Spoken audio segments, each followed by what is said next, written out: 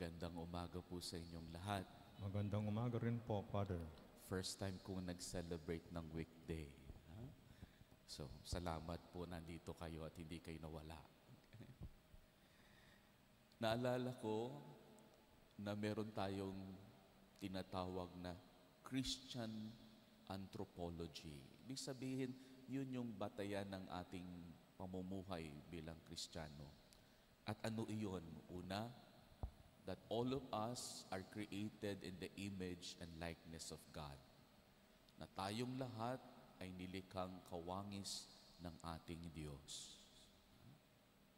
Ngunit dahil sa pagkakasala ng ating mga unang mga magulang, because of the fall, lahat tayo ay may sala. Sabi ng simbahan, venial sin, inherited natin sa mga magulang. That is why we have the tendency to commit mistakes, to do sins. Yet, because of God's love, we are redeemed. So, image and likeness of God, we are fallen, yet because of God's love, we are redeemed. Okay? At dahil lahat tayo, lalo na sa panahon natin, muling nabuhay ang Panginoon at sinugo niya ang Espiritu Santo at ipinagkaloob niya ang Espiritu Santo sa ating lahat, lalo na sa mga tumatanggap sa Kanya. Okay?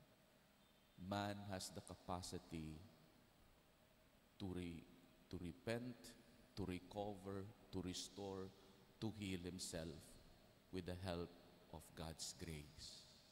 Okay? Ito pinakita sa atin to ng unang pagbasa kung paano nang malaman ni Ahab ang kanyang parusa dahil sa kanyang pagkakasalang sumamba siya sa ibang Diyos. Nilabag niya yung unang 3 batas ng Diyos.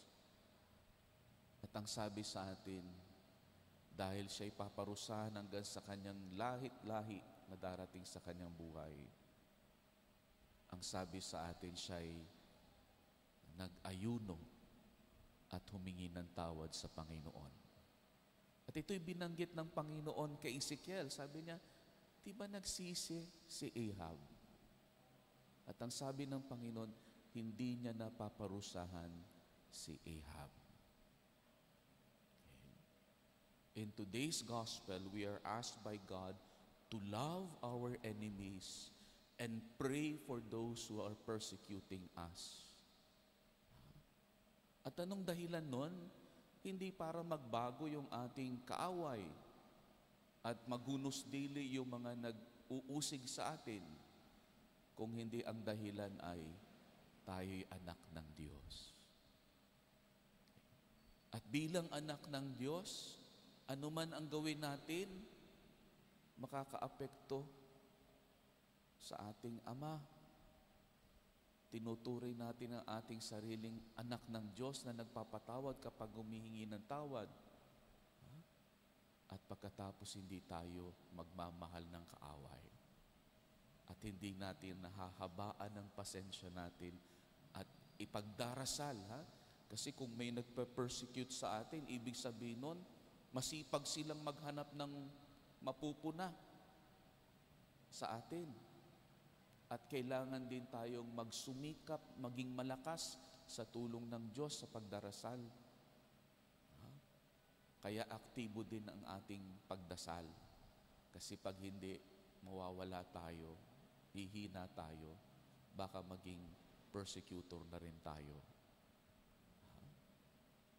At ano yung dahilan? Ang sabi sa atin ay, to be perfect as our Heavenly Father is perfect. At bakit? Sapagkat yun ang ating identity. Yun ay kung sino tayo. Ang Diyos ay pagmamahal, tayo'y Kanyang mahal, at ang pagtugon natin sa Kanyang pagmamahal ay magmahal din tayo ng ganap.